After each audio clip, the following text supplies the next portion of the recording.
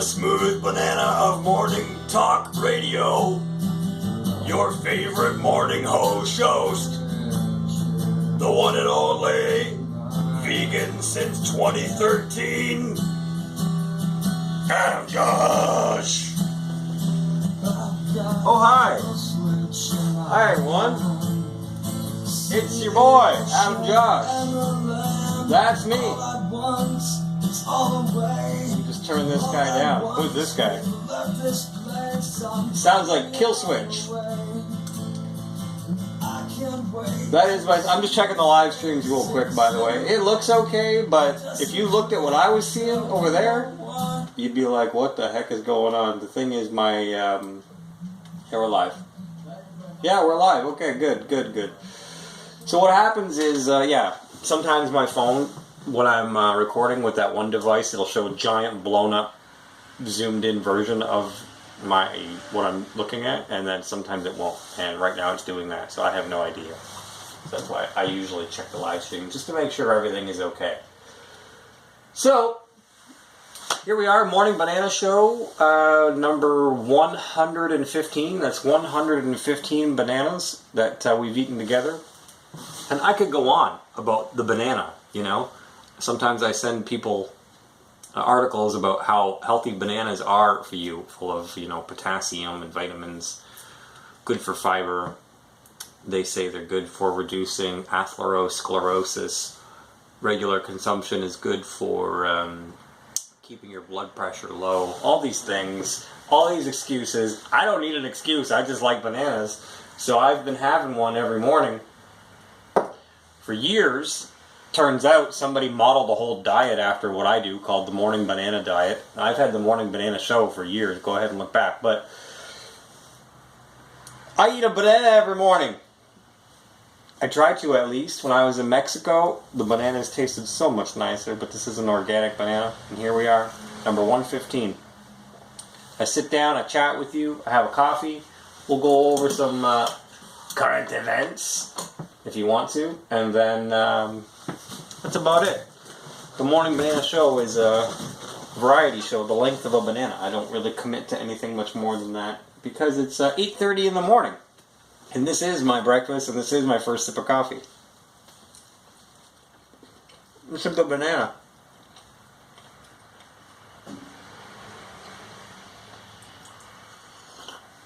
So thank you for tuning in. As advertised, my name is Adam. And here we are. We're at the shop. I cleaned it on Friday, which seems like a long time ago because we had a holiday yesterday. I cleaned it on Friday, so it's always nice to come into a clean shop on a Monday morning, and I do appreciate past Adam taking care of present me right now. Of course, what everybody has watched this episode back for, if you're watching this episode back and when curious, I would say the majority of people watching it back will be curious about what's going on in Canada with the Morning Banana Show and my take on the whole Freedom Truckers convoy movement that started and kicked off right here in Canada. So yeah, the government here in Canada, the Liberal government, led by your boy Trudeau,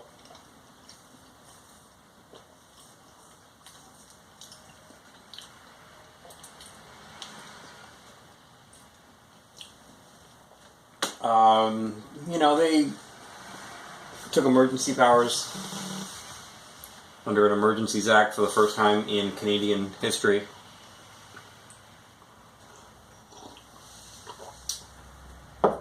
And had a bunch of different cops roll into Ottawa from different parts of Canada. Some people saw United Nations planes. I'm not sure if there's any facts to that. Other people said it was different regiments of police. So some of them looked like they were locals, some of them looked like they weren't. Some of them, like the Toronto police, were smart enough to have, Toronto police on their toques, eh? But some didn't have any badges or patches, and so it led people to believe, are these people United Nations soldiers from Estonia or Lithuania? Who knows? but they looked different.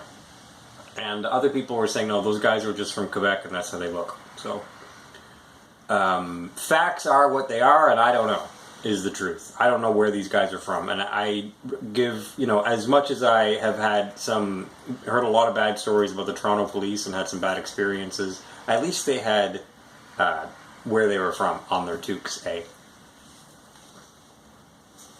Regardless, as I was saying, it's like Friday night, and the locals in Ottawa are tired of the horn honking, and they keep saying this is the Canadian version of the January 6th insurrection on DC, which if they think that, then what is the trucker convoy going to DC right now? So get your facts straight.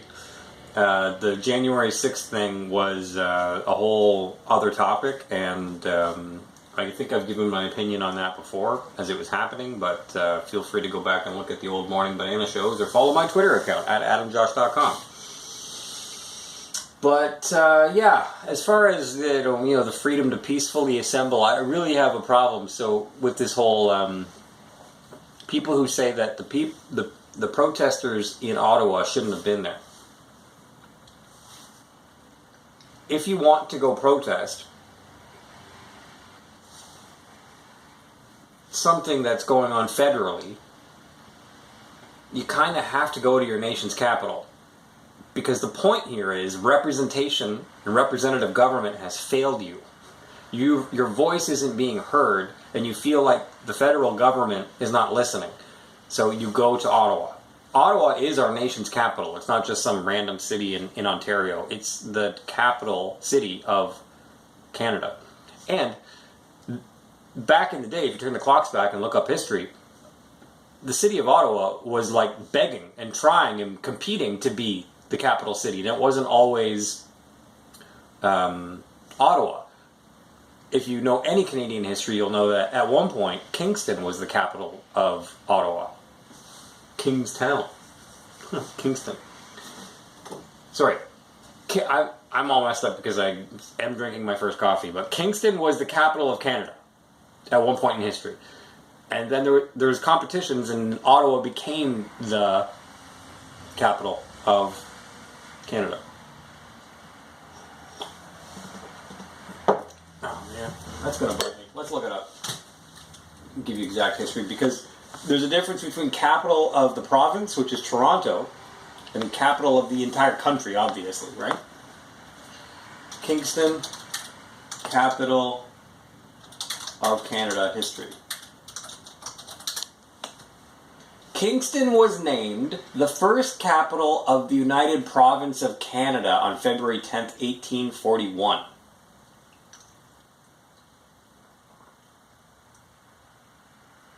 Was Kingston ever the capital of Canada? Kingston is where the not tragically hip are from. Headstones. Everything is legal in Kingston as long as you don't get caught. It was the first capital city in 1841. When did the capital of Canada change from Kingston to Ottawa? On March 5th, 1844, in Pisces season, nonetheless, it was agreed that the capital of the capital province of Canada would be moved from Kingston to Montreal, and then, of course, later it went to Ottawa. So at one point, the capital was Montreal. I didn't know that. I'm just learning it now. Reading some facts here. So, just so we're all clear, the city of Ottawa wanted to be our nation's capital. Okay? Just so we're all clear. Now, maybe those born in it right, in the 80s and 90s don't know anything about this history. Obviously, I'm just learning about Montreal being the capital of Canada at one point. Like, stuff that happened in the 1800s, like we learn a little bit about it in school, but like I was doing other things during school, put it that way. So I feel like if people want to protest, they have a right to go to their capital. Unfortunately, for the people in Ottawa, this is it's it's a nightmare for them, for locals, because they feel like you know, they're gridlocked, or they feel like every night they're hearing horn honking, especially on the weekend. And now, as you can see, if you tune into what's going on in Ottawa, the police have set up over 100 barricades, so they've blocked it off, which I thought was illegal because of the Emergencies Act blocking off 400 series highway, blocking the free flow of goods and services. I thought that was illegal. But, you know, the police can do it because they call that, well, what the protesters doing an illegal blockade, but what they're doing is a legal blockade. So really, it's just if you're in the party, it's okay. If you're not in the party, it's not okay. All that being said, in January of 2020 or 2021, we watched the Black Lives Matter protests live on different people's live streams. With my own eyes, I saw a bunch of looting, rocks thrown through storefront windows, an optical place just totally vandalized and smashed. I watched it on somebody's live stream and I was freaking out. I was like, how is this even happening? People had boarded up all their business windows. And obviously, at one point, they were saying they were going to burn the White House down. So we all saw that. I don't know, you know, why we're playing games with each other, but the, you know, these protesters that were in Canada, if you were comparing them protest to protest, were a lot more peaceful than the Black Lives Matter protests that happened a couple of years ago. You know that, I know that, so I don't know, you know, whatever political games you're trying to play. I'm just being factual. All that being said. Now hear me clearly here on this point, because I seriously mean it. If the, you know, convoy truckers who were trying to end all the mandates came down my street, which they did locally, but that outside of what happened in Ottawa, if they came down my street, which they did, but if they came down my street every weekend and put a barricade there, and then were smashing in windows, and I didn't feel safe in my own house, and my neighbors were getting rocks thrown through their windows, and there were, you know, lootings going on my street, I would be uncomfortable. I would call the police. I would ask the police to do whatever they could. So, all that being said, keep that in context here. So, I you know, my street is not my nation's capital, and these protesters that showed up in Ottawa, for the most part, I would say were peaceful, but this is the weird semantic game that people play, is because the people will say, well, the Black Lives Matter protests were mostly peaceful. Do you remember that? They were mostly peaceful.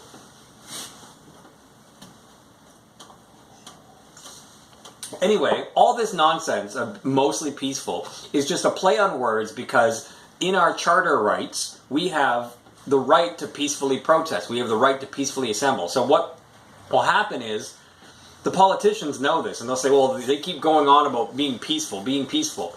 So if we send in some agent provocateurs to throw some rocks at cops, or plain-clothed police officers to take one for the team and punch a cop, or you know, smash up some windows, all blacked out Antifa guys going and setting off bombs, or sneaking into Ottawa buildings and, you know, taping the front doors shut with duct tape and lighting a fire in the corner like absolute morons, like don't even know how to light a fire, and getting caught on camera, and then saying to the camera, we are a part of the trucker convoy.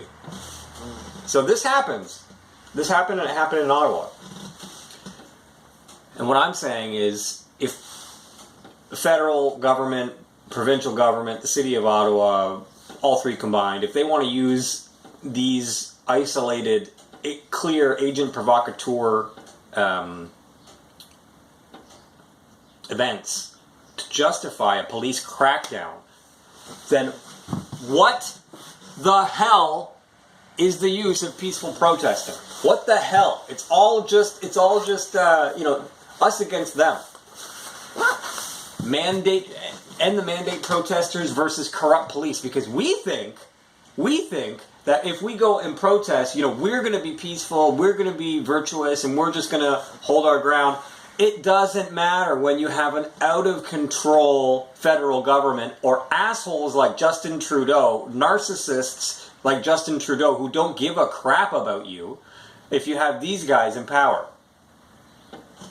So if you have these guys in power, you think they're not going to pull political tricks? Obviously, they will pull political tricks. Like I just mentioned, and paint the entire group as one homogenous monolith that are white supremacists, whether you have Sikhs or brown people or black truckers or not. They're all racist, they're all misogynist, whether you have women truckers or male truckers or not. And they're violent, whether they are just sitting in their trucks hanging out and or not. But the honking annoyed people, and the open fire pits annoyed people, and the fact that they didn't leave annoyed people. So the lasting effects of this are obvious for anybody to see. This is not going away. There are still freedom convoy trucker protests, and so the government, local government has clamped down on anybody who is protesting or supporting them financially. And our government is freezing the accounts. I haven't heard of anybody's account get frozen. It might just be a chilling effect thing, but they're freezing the accounts of people who financially supported it. I've heard about it, like the big, big donors. Obviously, we all saw what happened to Give, Send, Go and GoFundMe. $20 million yeeted by the federal government, and then Tamara Leash, who I don't know. I don't know these people. This other guy, Chris or whatever his name is, get arrested. I heard that some of the people on the ground floor were telling me that the people were getting arrested and then set free 3 hours later, and then got taken on a Starlight cruise and dropped off in the middle of nowhere.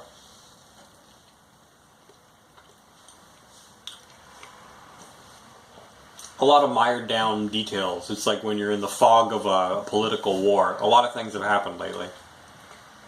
I know somebody who was there on the ground level. I have family in Ottawa, so I don't really need to have people on the ground level. I can just call my family, cousins, aunts, uncles, and be like, hey, what's going on? I have family in Ottawa and around Ottawa. So me supporting or not supporting the convoy is kind of a moot point when you have family there. Do I support freedom? Yeah. Do I hate these mandates? Absolutely. Am I sending all my hard-earned dollars to people protesting? That doesn't even make sense. Why would I do that? So I'm not doing that.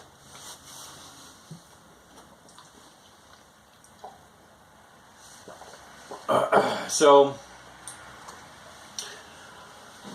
what the Canadian truckers have sparked is a worldwide event. Australia, New Zealand, America is having their own convoy. As I outlined in Morning Banana Show 112, I said that this style of protest is genius. However, let me preface all that by saying,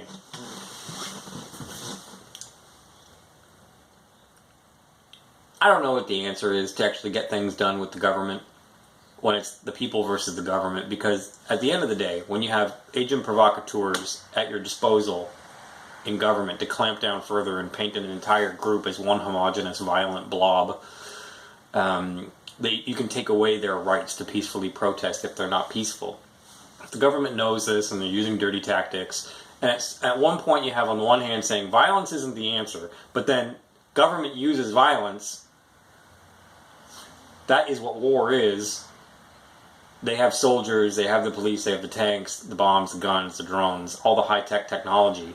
So if violence isn't the answer, why do we constantly use violence to solve things in government? So they're teaching us that violence is the answer, and ultimate weapons are the ultimate answer. But you can't assemble against us. Now, this is Canada. It's going to be completely different in America with their convoy going from, Seattle to Washington, across the country. I had suggested if you're going to do a convoy like that, then it's a pretty easy, template that you've seen. By the time the momentum by the time you get to DC, the momentum has built.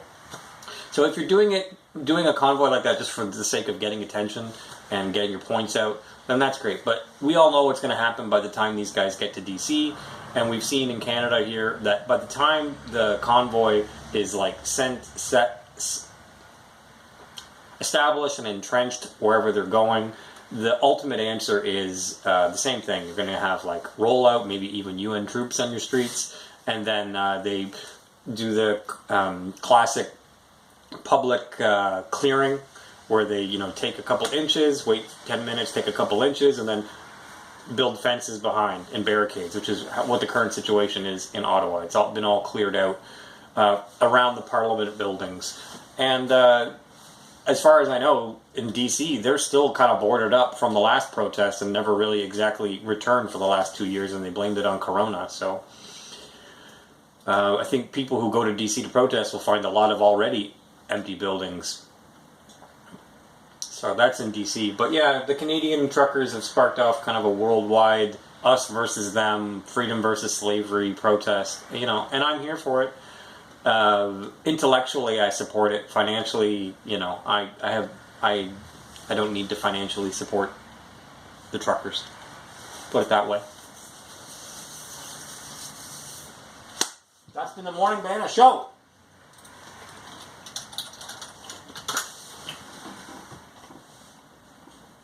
Different places and different provinces have got their mask mandates and corona mandates lifted. Remember, it was 2 weeks to crush the curve. Remember, it was one and done. One shot and done. Follow me on Twitter, @AdamJosh.com. Take care. Have a great day.